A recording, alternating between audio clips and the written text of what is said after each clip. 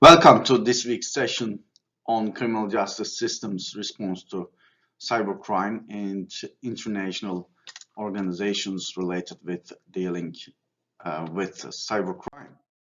The goals of this session are to recognize the responsibilities of local, state, and federal police and law enforcement agencies in responding to cybercrime and understand the different agencies that respond to cyber attacks against military or government systems compared to that of citizens. And the next is to understand the challenges that emerge in dealing with cybercrime investigations that cross national borders.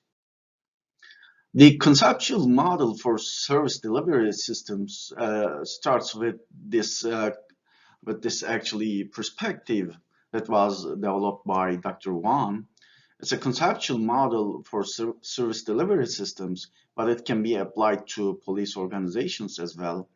I wanted to show you this design so that you can understand the place and location of the police agencies within the criminal justice system in terms of its service delivery.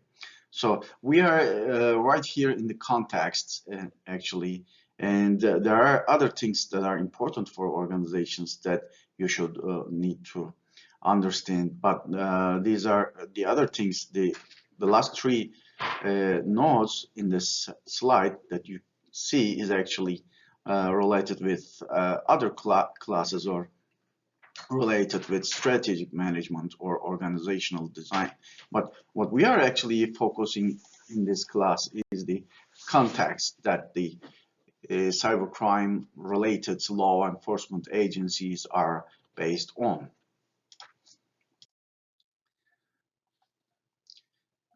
There are many participants in the United States in terms of the criminal justice process. There are suspects, offenders, law enforcement officials, and prosecutors, defense attorneys, and judges, and many others are included in the criminal justice process that makes things easier in terms of differentiation of tasks. And one of the tasks that the cybercrime investigation is related with is forensics. Forensics is actually or forensic science is actually related with many other fields of professions of investigations, whether it's a cybercrime, whether it's a homicide investigation. There are many types of investigations that benefit from forensics. Forensics therefore needs to be understood. It's because it comprehensively supports the investigation and prove that the person of interest is indeed criminal or not. And forensics, what it means is that it's the application of science to law and the application of science to criminal and civil laws that are enforced by police agencies in a criminal justice system. But obviously, majority of the time, the criminal justice agencies are more concerned with criminal aspects of law rather than the civil aspects, though they may still need to integrate some of the problems or deal with some of the problems.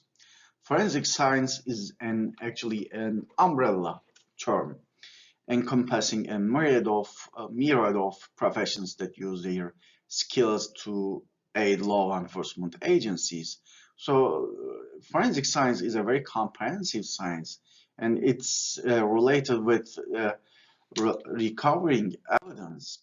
And there are many sections of forensic science that's accepted by the American Academy of Forensic Science. As you see on this list, there are at least 11 sections in terms of forensic science.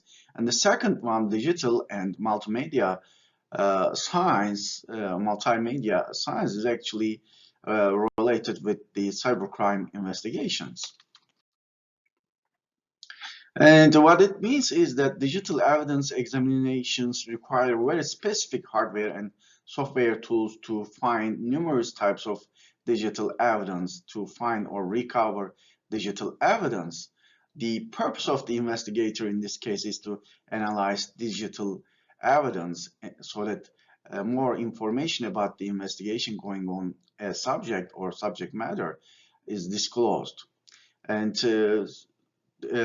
discovering evidence and providing testimony concerning digital device examinations or network analysis are also of concern of digital and multimedia science. It's a part of a science, forensic science, but it's more of concerned or related with the cybercrime investigations. So what we are seeing here is that basically you are first understanding where the cybercrime investigation is actually resides. And there are numerous crime labs related with forensic investigations. And there are over 400 crime labs in the United States. And these crime labs actually are supported by the government. And there are also private crime labs not included in this uh, actually slide. Crime labs have been serving at different levels of government, from federal to municipal in America. And these crime laboratories developed without national or regional planning and coordination. As we acknowledge that the United States administrative system is decentralized, these crime labs developed actually without making a significant research or planning indeed in terms of their organizational structure. Majority of these labs were actually established due to the needs of the local or regional communities. And publicly funded crime labs received an estimated 3 million forensics requests in 2014, which shows you or gives you an idea about how many evidence needs to be processed, and completed 3.6 million requests that year in 2014. And at the end of 2014, US crime labs had an estimated backlog of 570,000 requests for forensic science. Remember the class discussions that we talked about the backlogs, and this might give you some idea about how forensic processing may take time, even though you may spend a lot of time to process, a lot of time and energy and resources to process the forensic evidence, then it still creates backlogs. So it's not easy to process an evidence. It's very hard and it's very time consuming. And federal agencies are the most funded agencies with a higher number of personnel. In terms of hiring new personnel, what this means is that federal agencies have more resources to hire personnel for forensic investigations. And the varying adoptions by different agencies creates concern about the depth and reliability and overall quality of substantive information. So this variety is sometimes seen as a problem by the or within the criminal justice systems or by the scientific community, and you need to acknowledge that there is a great variety, like in other organizations of the government in the United States, in regard to forensic labs and investigations. And when you look at this data on this table, you see that these crime labs process several types of evidence, from controlled substances to crime scene digital evidence, firearms, impressions, latent prints, and many more. And when you look at the IC3 annual reports, remember the IC3 from previous classes, and the traditional bank robberies, the number of bank robberies have been declining since 2003.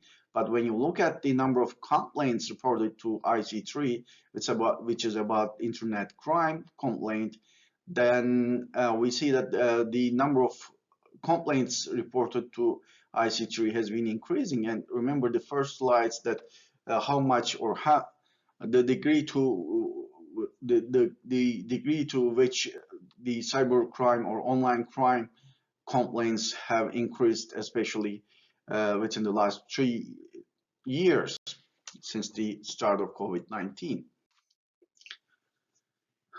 And dealing with cybercrime is a multifaceted problem. It involves a variety of professions: traditional crime investigations, crime scene investigation, and cybercrime investigation, and forensic analysis.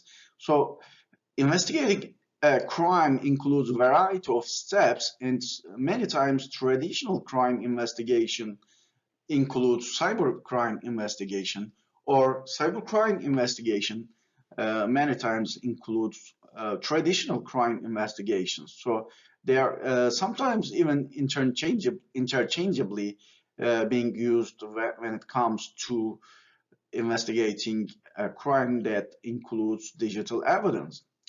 And the complexity of tools that are used to commit crimes has increased the degree of professionalism in response to cybercrime by police agencies. What this means is that the quality of cyber attacks and the actually rate of cyber attacks uh, in terms of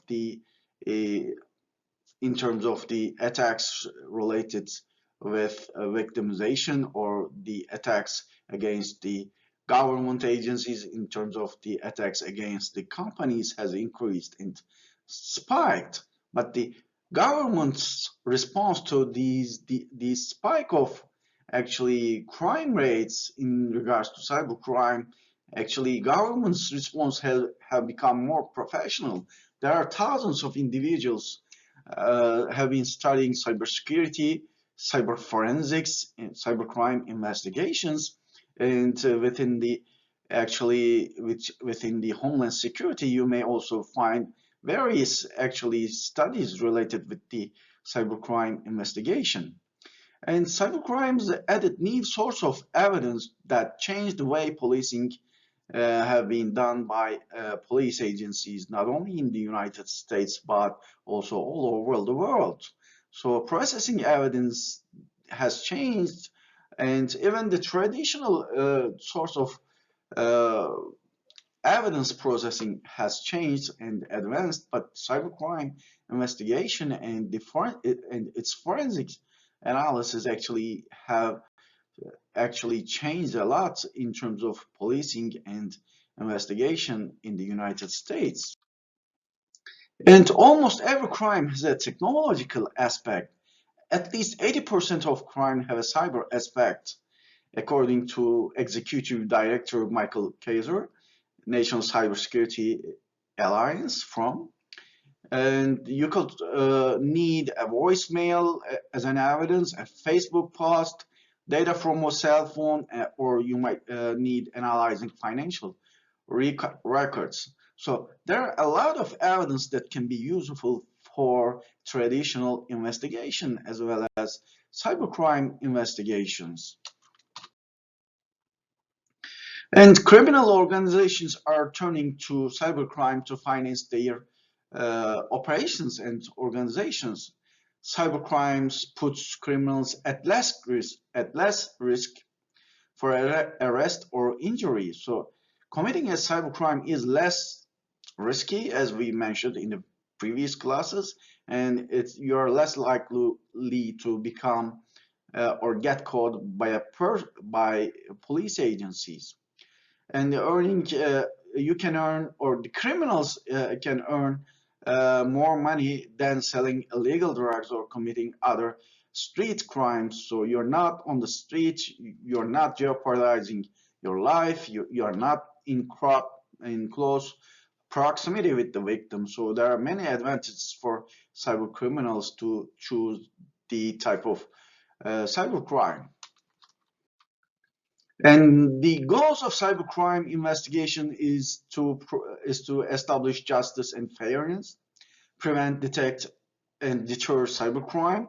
That these are actually fair explanations or fair goals that resonates or in line with the traditional crime investigation.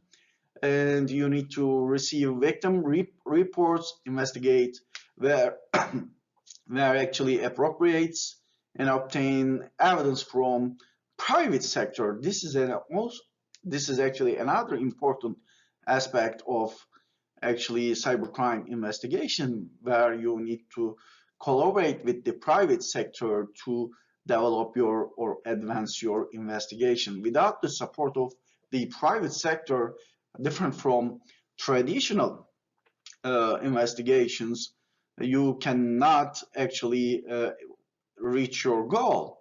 So building a strong relationship with the private sector is quite important for cybercrime investigators. And the goals of cybercrime investigation is also related with intelligence gathering about the cybercrime, and apprehending, punishing, and deterring or rehabilitating cybercriminals are also important goals of cybercrime investigations. And police actually need proficiency in three areas of cyber intelligence. So cybercrime investigations are also important for collecting intelligence. The criminal acts that are committed using the internet is important to analyze cybercrime. To investigate cybercrime, that includes such as prostitution, human trafficking, and identity theft, cyber fraud, or hacking. You need to collect cyber intelligence, and some of the crimes that are we are dealing are actually totally internet based, and some of them are half or some portions of these crimes are actually related with cybercrime to a lesser degree. The other area that we need to take advantage of cyber intelligence is crime prevention. In order to prevent crime, you can collect a lot of resources from internet or social media to foresee what's coming in your neighborhood. And there are vast amounts of data available that can help us predict what's coming, and if we know how or where to look for it. And the third is the investigative element. Investigating a basic street crime or robbery requires expertise from detectives that they can utilize some of the information such as GPS from the cell phone, different kinds of digital video, meta data, and social media can all be utilized to collect cyber intelligence. Many police agencies in the United States do not have the capacity, especially the local law enforcement personnel, do not have the capacity to investigate digital crimes or cyber crimes. And many agencies that do not have such capacity communicate with other agencies and get their support to investigate cyber crimes or digital evidence. These actually include the state police and electronic crimes task force, and regional computer forensics laboratories of the FBI. And large agencies such as FBI and the Drug Enforcement Administration and the Department of Defense actually have their own forensics labs and have quite a number of personnel dedicated to investigate cybercrime and process digital evidence. So this is more of a resource issue rather than just looking at the jurisdictional matters. Jurisdiction obviously limits local police agencies to investigate cybercrime, but the other thing that's maybe more importantly, actually resources dedicated for cybercrime investigations. And departmental policy and available expertise often determine the allocation of staff and to conduct digital forensics investigations. And obviously, a convincing and trustworthy investigation requires a thorough investigation, no matter where the examination are carried out. So the cybercrime investigation or digital forensics investigations require a well-established forensics lab, a well-educated and trained officers to investigate. Cybercrime can target anyone, and especially citizens may not know where to file a complaint, where to send their complaints, or where to apply to complaint about being a victim of cybercrime. And policing and law enforcement agencies are very complex bureaucracies with rules that are bound by their jurisdiction. Jurisdiction is important for cybercrime investigations. When a crime covers or related with multiple jurisdiction or victim is in state A and the offender is in state B, then this is actually crossing the jurisdiction of any given state. So there needs to be some more comprehensive approach by the criminal justice system.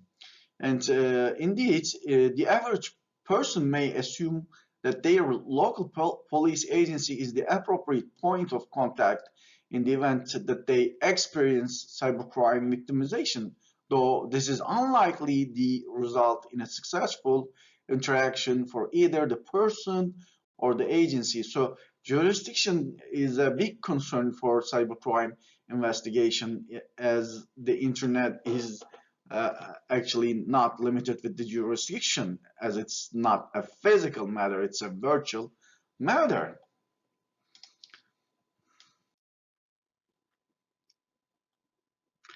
And there are a lot of consequences for the criminal justice system. Indeed, citizens may become less willing to contact police or report their experiences with cybercrime victimization when it comes to problems like reporting the victimization. And if underreporting is an issue or become a normalized behavior, we may never know the real number of or percentage of victimization in a given year. And unfortunately, due to the technicality and other things that such as the enormity of resources needs to be spent for cybercrime investigations, police agencies have been relatively slow to act or respond cybercrime. And as the head of uh, cyber division of the FBI mentioned, only about 10% of all incidents are reported to IC3. So this is an estimation, obviously, but it gives an idea us about how likely a victim how a victim is likely to report his or her victimization. And banks are also another challenge to reporting cybercrime, as they do not want to let the public know their victimization, or let the public know the cybersecurity flaws in their organization. These kind of reputation problems can cause loss of finance and support or the interest of citizens to a given financial institution. And as of 2016, more than 15,000 general purpose law enforcement agencies were dedicated to serve the United States citizens' security and actually needs related with the cybercrime is actually depends on the number of personnel dedicated for law enforcement. But we'll go through it. We'll go over it. And the number of full-time sworn officers were about 700,000, and law enforcement, local police departments made up the 80% of these agencies, and only employed 67% of these full-time sworn officers were actually local police agencies officers. So even though we see that the number of full-time sworn officers in regard to local police agencies are very high, and when we look at their employment numbers, they're just 67% of the full-time sworn police officers. And from 1997 to 2016, the total number of full-time sworn police officers in general purpose law enforcement agencies increased 8%, while the number in local police agencies increased by 11%. So during these same periods, the total US population rose 25%, which indeed resulted in the number of full-time sworn officers in general purpose law enforcement agencies decreasing from 2.42 to 2.17 per 1,000 residents. So what this means is that actually the number of local police officers in the United States actually per 1,000 residents declined.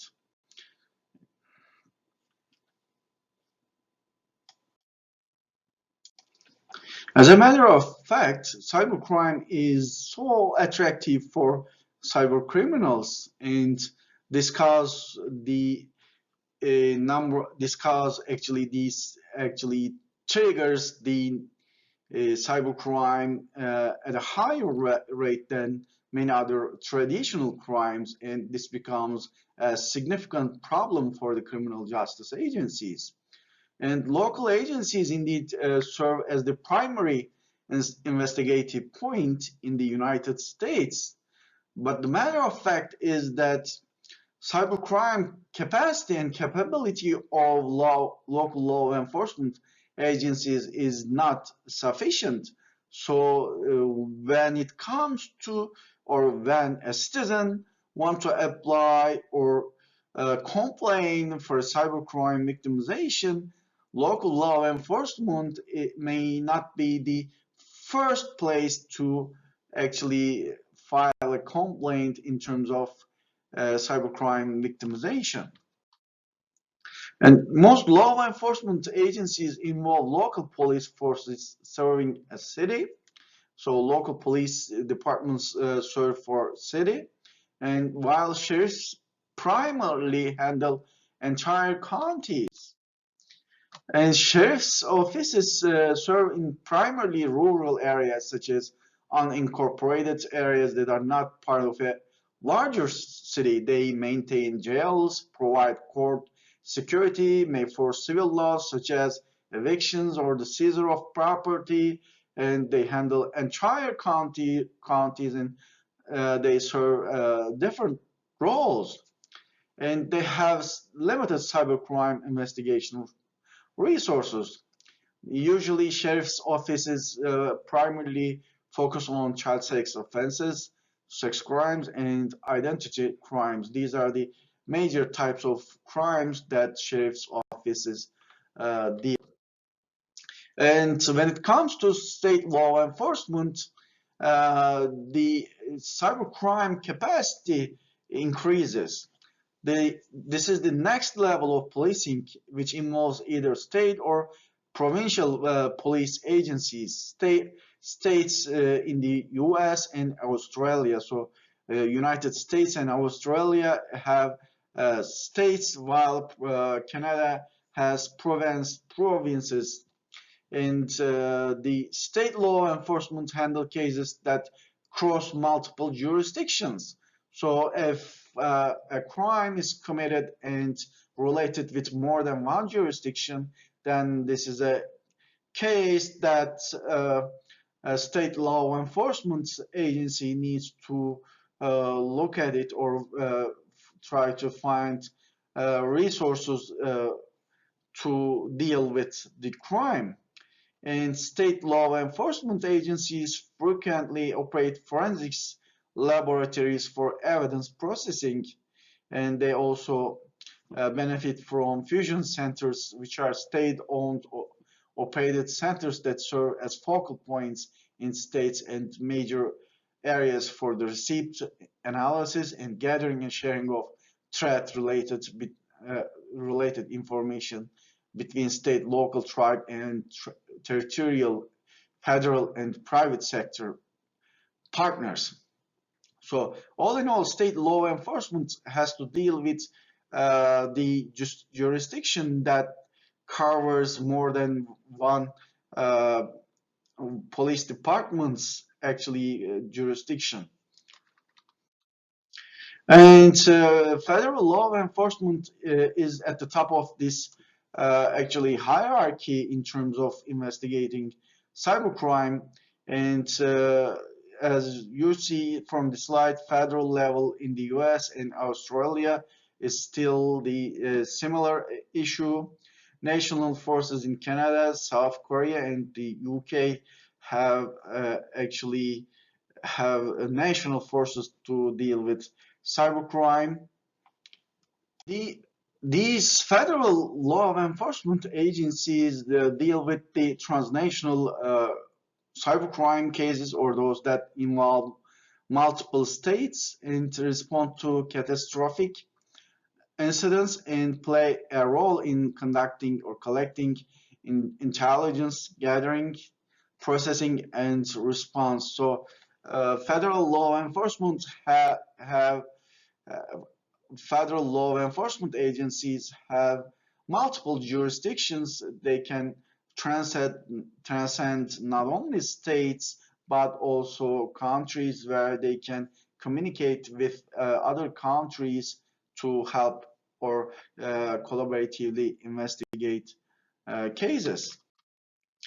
And federal law enforcement agencies are often entities that are most frequently engaged in the investigation of cybercrime due to its transnational nature of these offenses. So you might be wondering why federal agencies are more related with the transnational nature of these offenses. Indeed, the fact is that FBI, for instance, is under the Justice Department, and the Justice Department is the department of the United States that communicates with other countries, or sends letters to extradite criminals who are indeed the criminals, or criminal assets for the United States. The victim and the offender may live in the same, or may live in different states, or even in different countries. So federal law enforcement agencies have to deal with a variety of resources, as well as the country's jurisdiction and the legislative system or the criminal justice system. And many types of cybercrime are relatively complex and require highly technical investigation. So in order to professionalize in investigating cybercrime, federal resources are utilized, and the enormity of these resources actually the help increase the quality of cybercrime investigations. FBI is the best organized cybercrime investigation agency. What I'm saying here is that it's obviously not just the cybercrime investigation. FBI investigates several cases, including terrorism and many other crimes or violent crimes, but also cybercrime investigation in terms of its forensics laboratories, in terms of assigning more personnel, and in terms of regional responses. FBI has the highest or has the most advanced resources in the United States. So the Federal Bureau of Investigation operate multiple task forces for various hacking cases. The first force is the Cyber Task Force in all 56 field offices of the FBI, and the other is the National Cyber Investigative Joint Task Force with the Department of Defense Cybercrime Center, and cyber action teams who acts as the first responders for cybercrime cases worldwide, and the InfraGard public-private partnership. So when you look at FBI, it actually comprehensively respond to cybercrime and try to invest more resources to deal with cybercrime. Cybercrime task force actually countered threats posed by terrorists, nation states, and criminal cyber actors. Remember, we went over these issues in the previous actually presentations. Each cybercrime task force synchronizes domestic cyber threat investigations and the local community through information sharing, incident response, and joint enforcement and intelligence actions. The first role of cybercrime task force is to responding to cyber incidents and conducting victim-based investigations. And the second task of the CTF is to understand and address the threats and vulnerabilities and collection opportunities that exist. And the third is to maintain the relationship and information sharing with key companies and institutions. So pay attention that FBI also tries to develop better relationship with companies so that FBI can help them or interact with them to collect information in terms of their victimization. The National Cyber Investigative Joint Task Force's primary responsibility is to coordinate, integrate, and share information to support cyber threat investigations, and also supply and support intelligence analysis for community decision makers. And the other actually subdivision of FBI is Cyber Action Team. This is a rapid deployment group of cyber experts who actually they can be on the scene just about in 48 hours, and they provide investigative support and helping to answer critical questions that can quickly move a case forward. So when you look at the FBI, its capacity to respond cyber crime is very quick and seems more professional in terms of its organization.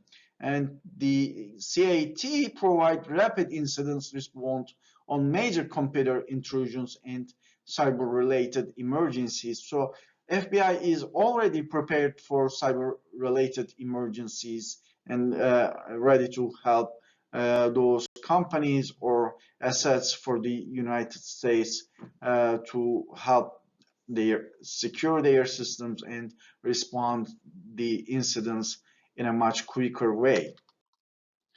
And the other actually organization that's important to understand the actually regional computer forensics laboratory system. It's a partnership between the FBI and other federal, state, and local law enforcement agencies operating a regional digital forensics task force actually. These laboratories provide forensic services to investigate child pornography, terrorism, violent crime, and also fraud. And remember, IC3 is a public reporting website to submit information to the FBI concerning suspected internet facilitated criminal activity and to develop effective alliances with law enforcement and partners. So one of the first thing or the first website to actually uh, uh, file a complaint about the victimization is the IC3 website. And the other organization is the US Department of Justice. It has criminal divisions, computer crime, and intellectual property section. And the other organization within the department is the Computer Hacking and Intellectual Property unit, which operates across the United States. One of the primary investigative agencies in regards to hacking is the U.S. Secret Service. It actually helps identify and investigate uh, cases related with financial institutions.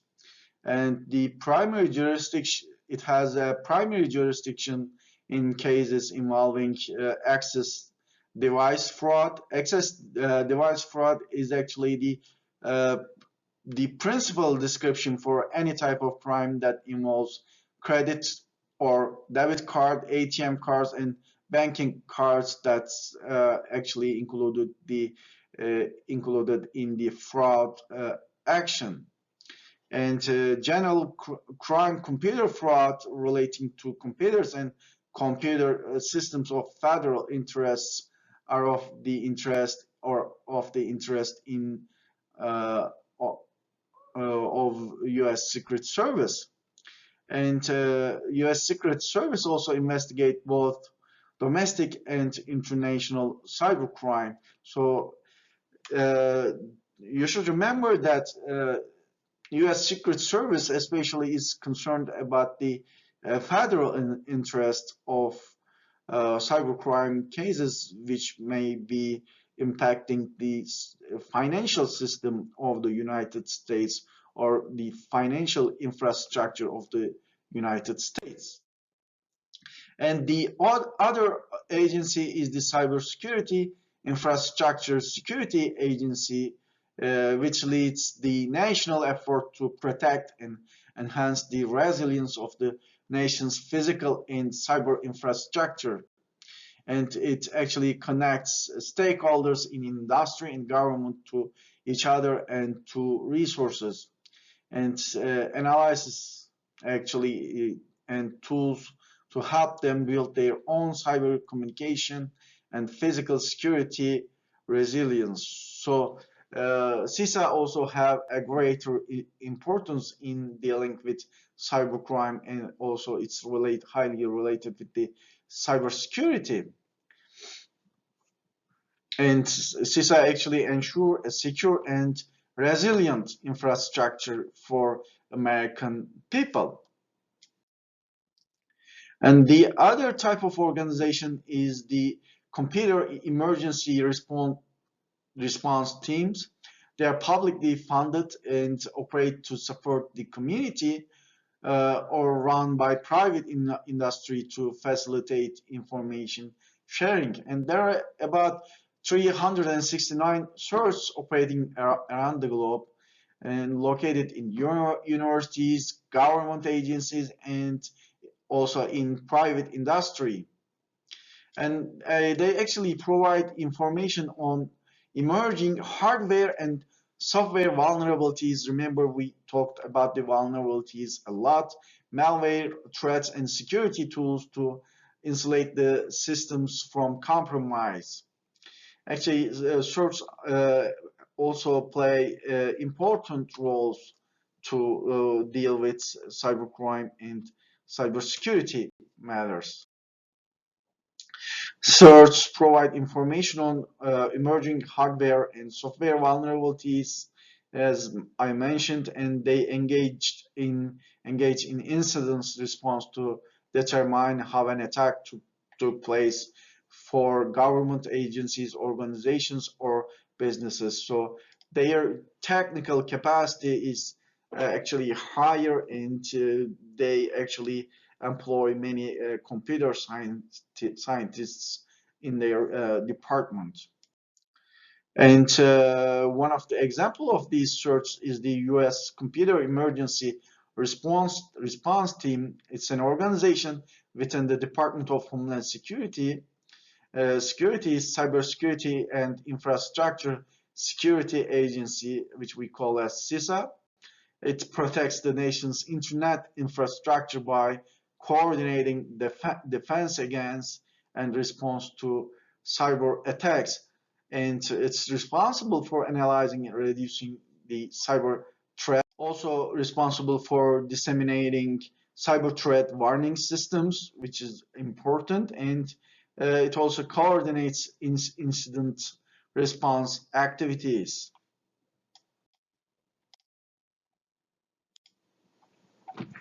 National Cyber Awareness System has many functions: alerts, analysis reports, current activities, and bulletins. And alerts provide timely information about current security issues, vulnerabilities, and also exploits. Analysis reports provide in-depth analysis on a new or evolving cyber threat, and actually the system also provides up-to-date information about high-impact current activities of security-related activities affecting the community at large. So what we are seeing is that this organization provides actually comprehensive information in a projected threat situation. And lastly, bulletins provide weekly summaries of new vulnerabilities, and patch information is provided when it's available. So when you see that this organization of the United States in responding to cybercrime, it's actually very complicated, and there are also civil organizations voluntarily fight against harassment through education of the general public, education of law enforcement personnel, and empowerment of victims. Cybercrime investigations are not limited to law enforcement agencies. Civil cyber investigations can also be conducted. Criminal laws involve those where moral and behavior guidelines have been violated, and the state investigates and prosecutes on behalf of the victim. But civil law involves disputes between private parties and violations of laws related to private rights and protections of citizens. Plaintiff files suit due to proceed or real loss, and defendant is sued and must defend themselves in this case. And these cases may go to court, but are often handled by via negotiations between attorneys. So the two sides attorneys get together, have a meeting, and they present their evidences and try to negotiate before the case proceeds to the court. And it's a much easier way to deal with cybercrime, and civil cyber investigations are also conducted by actually attorneys. Digital crime scene is a different type of crime scene, and it's considered exclusive in digital forensics field. It's hard to locate digital evidence, and digital evidence can also be encrypted with various algorithms. So, digital crime scene is a matter of uh, cat and mouse game where the criminals try to hide the digital evidence, and where the investigators also try to uh, find the truth or the digital evidence in its entirety. So lack of hands-on information about how to control the situations confronted during the cybercrime investigation is a problem for cybercrime investigation. And there's lack of hands-on information about how to control the situations, and investigators encounter with many situations for which there's little or no guidance to aid the investigation or this decision making. So digital investigations are harder to investigate and requires uh, advanced training, a constant training, and skills by the investigators to find or figure out the puzzle. Everything the investigator uses during the investigation is indeed discoverable during the prosecution process. So any mistake made by investigators can be used against them. So investigators have to be very careful in terms of dealing with the evidence. For instance, if an investigator uses his own computer to collect information on which he or she probably has personal information for an investigation, then the investigation may reveal significant details about the investigator's private life. So digital investigations require uh, investigators to be more careful and only use the tools that needs to be used in the investigation. And there are a plethora of commercial and freeware tools that can be used for these digital investigations. And the use of different investigation models and techniques in digital forensics units increase the variety in forensics investigations. And this may indeed become a problem when the results of an investigations are presented in court. And the judicial system are formed of strong formal rules, and they expect to see the things in a similar format. So this might be a challenge for the law enforcement agency to create an investigation form, to establish an investigation that's not in standard. So one of the first things in terms of digital or cybercrime investigations is to actually create a standard for investigations so that the judicial system uh, does not have to deal with the variety of models, and does not have to deal with the diversity in the investigation. And there are many international agencies dealing with cybercrime. And before going further, I want to emphasize that we have seen a lot of agencies dealing with the cybercrime.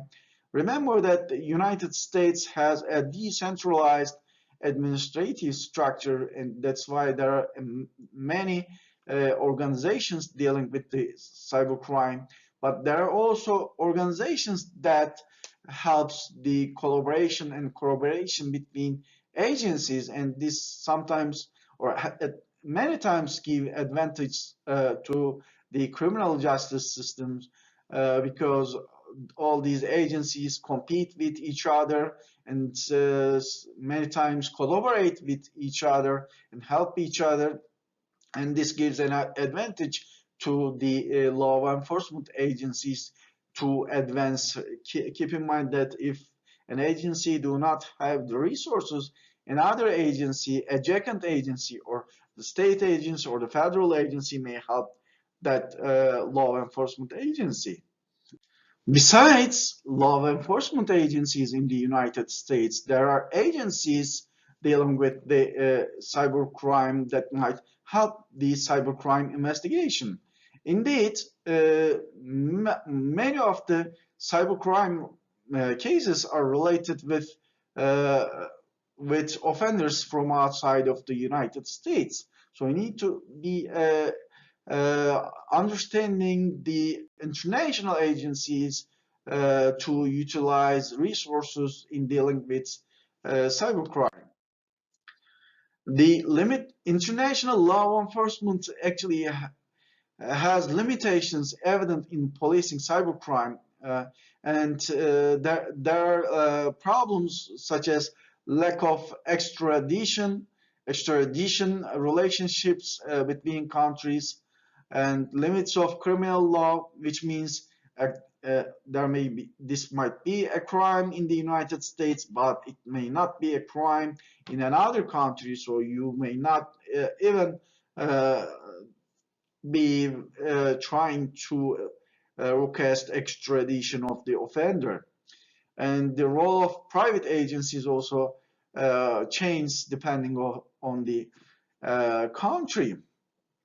And there are some privacy issues, and this actually gives a bad reputation to organizations such as the PRISM or Karma Police, that they are used for surveillance activities both in the United States and in the UK. Obviously, other countries have or probably have similar systems, but they may not be in as much disclosed. And Europol is an important organization to understand because you might already know or heard about the European Union that gathers several states that actually includes 27 European Union member states in Europe. Europol is the European Union's police agency or law enforcement agency, and it's headquartered in Hague, the Netherlands, and it supports the 27 members of the European Union in their fights against cyber crime, terrorism, and other serious or organized crime offenses. So it's an organization that has similarity with the organizations in the United States that help the collaboration and cooperation between the states. And EC3, European Cybercrime Center, is Europol's cyber division that provides law enforcement agencies help in response to cybercrime in the European Union, and thus to help protect European citizens, businesses, or governments from online crime. And it involves in terms of high profile operations. When you search Google or use Google, you can find a lot of police investigations all across Europe, and they seem pretty much successful in dealing with cybercrime and the cases related with the dark web.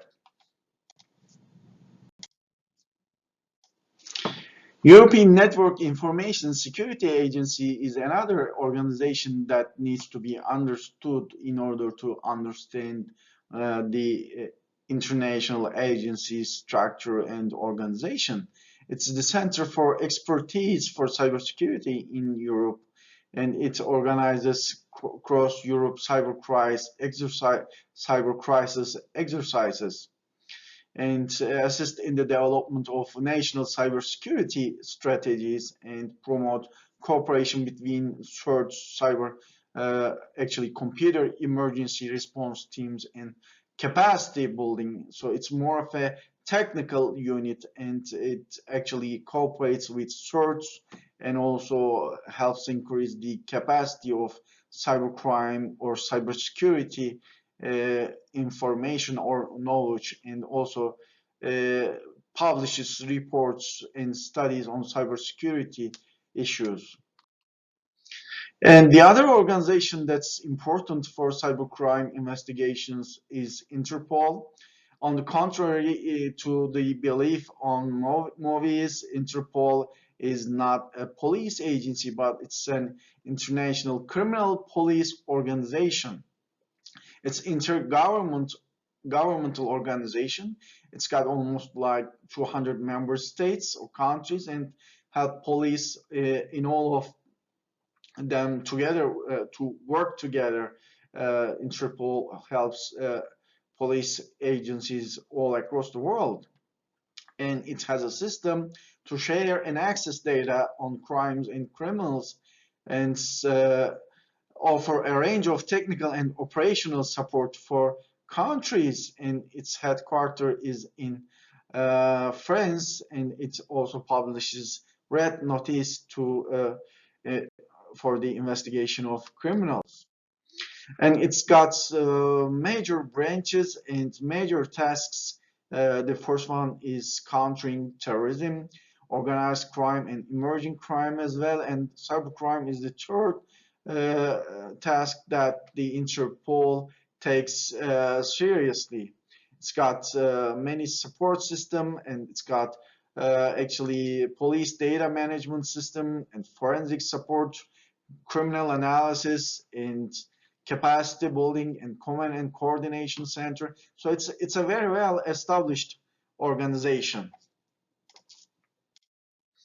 Interpol helps member countries to identify and triage and coordinate their response to cyber threats.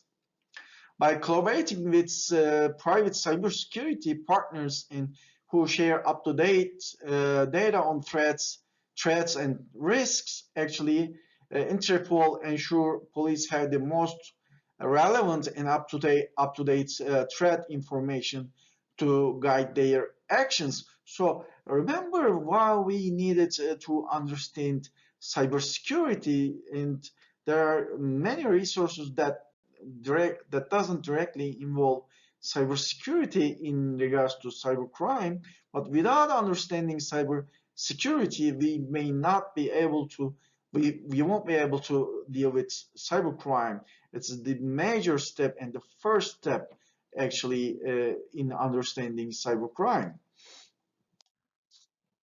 And there are cyber fusion centers within Interpol that brings together cyber experts from law enforcement and industry together and analyze all available information on criminal activities in cyberspace. And it actually provides coherent information and actionable intelligence to the member countries. So it's important to have this cyber fusion center for information and intelligence sharing. And Interpol also can provide support against cybercrime on the ground in close cooperation with member countries and the private sector and national computer emergency response teams. Interpol help coordinate transnational cybercrime investigations and operations worldwide. So Interpol is very useful and helpful in the investigation of cybercrime. And there are some country-specific agencies that we should give example. One of the things that you need to understand in the investigation of cybercrime, uh, you will actually, whenever you investigate a cybercrime, you will wind up dealing with another country or country system to collect or investigate uh, digital evidence or information related with cybercrime or maybe with organized crime that intersects with the cybercrime. So you should be able to understand the different criminal justice systems in globe and at least have some familiarity with their systems. You may not be able to understand the whole number of countries in the world, but you should be able to understand the a major source of offenses or countries related with the cybercrime or the understanding the system of, for instance, the UK's system can help you collaborate with the UK to investigate cybercrime. In the UK, the National Crime Agency operates the National Cybercrime Unit and response to serious forms of cybercrime. It actually coordinates cybercrime responses across the country through regional organized crime units and other agencies. For many countries, cybercrimes are a matter of organized crime matter, and as the uh, cybercrime includes multiple parties, organized crime is highly related with cybercrime. The other thing that's important to understand why organized crime departments are highly interested in cybercrime is the jurisdictional matters, as organized crime departments usually or heavily deals with crimes transcending the borders of the countries. And there are similar structures observed in the Korean National Police and Royal Canadian Mounted Police. And you'll see these similar types of organizational structures in different countries as you go through more or invest more in the research of international cybercrime investigations. And so Russia is important to understand for you because many of the times there have been we've been actually seeing many claims from the FBI and Department of State that actually alerts the Russian institutions or government or organized crime groups. So it's important to understand the organizational structure of Russia in terms of dealing cybercrime. Russia's security agencies compete with each other and often conduct similar operations on the same target, and this is actually making specific attribution and motivation assessments difficult. And there's no single Russian security or intelligence agency which has sole responsibility for cyber operations. So this framework contributes to the competition among the agencies for resources, personnel, and influence. So there's a competition between the agencies or unit in Russia that many of the times they deal with similar types of crime and they might also have a bit of coordination problems. And the Russian cyber units are included indeed in military intelligence. The Foreign Intelligence Service also have capacity to collect information from the internet. Russia's primary civilian foreign intelligence service, indeed the Foreign Intelligence Service (SVR), and is responsible for collection of foreign intelligence using human signals, electronic, and cyber methods. So they are the ones who collect the intelligence, also probably find resources or open source investigations to do. And they've got cyber analysts to perform these activities. But there are many claims about that the SVR is responsible for hacking activities such as APT29, Cozy Beer, and the Dukes. And the other organization in Russia is the Federal Security Service.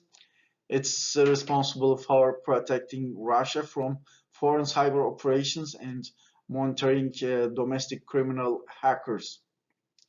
And the United States and Russia do not have an extradition treaty, so this makes things more complicated as the Russia is not willing to extradite criminals, and as there are many allegations in regards to cyber attacks from Russia that includes organized crime. This is a significant matter and matter of conflict between Russia and the United States. And China is the other actor, and like all the political and economic systems in China, uh, the current criminal justice system is highly centralized. When you look at the difference between the China and the United States, the US is highly decentralized versus China is highly centralized. China's Minister of Public Security provides national law enforcement agencies with a unique platform to work with police forces across the globe in preventing and investigating transnational crime. So this is an important organization for China, and it's important to understand how to communicate when it comes to dealing with cybercrime matters. And it's made of specialized investigation units, including economic crime, cybersecurity, terrorism, drugs, and smuggling. And United States also do not have an extradition treaty with China. And international extradition means that it's a legal process by which one country may seek from another country the surrender of a person who is wanted for prosecution, serve a sentence following a conviction for a criminal offense. So the extradition process needs to be understood so that when it comes to dealing and finding criminals or requesting for evidence, it's important to understand the international extradition process. For instance, when the person is wanted in the United States, the Office of International Affairs within the Department of Justice will work uh, closely with the prosecutor to prepare a request for extradition to be submitted to a foreign country. So the first thing that the prosecutor does is to contact with the Office of International Affairs within the Department of Agencies to request for extradition.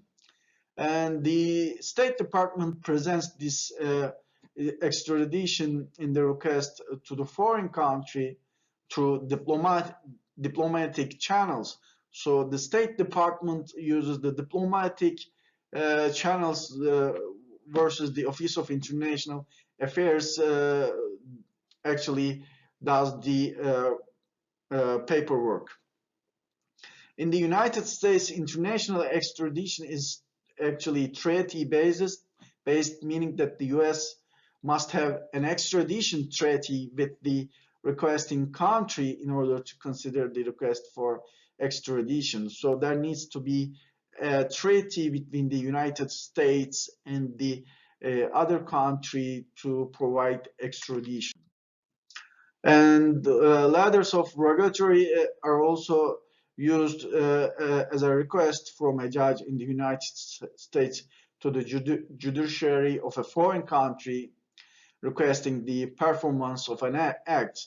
Performance of an act means is that it's an act of doing that which is required by a contract. So we went over a lot of things in this session. We actually covered the organizations related with cybercrime investigations within the United States. What we have seen is that actually the US system of law enforcement and criminal justice system indeed is highly decentralized, but there are organizations that help the collaboration in the United States and corroboration. And the other thing is that there are there is a need for international agencies to help the cybercrime investigations, to help the countries communicate in a given system, in a given communication system based on standards. And the other thing is that the United States, which actually have been dealing with the cyber criminals from China and Russia, actually do not have an extradition treaty, which makes things more harder. And thank you very much for this, for listening this session. See you on the next session. Thank you.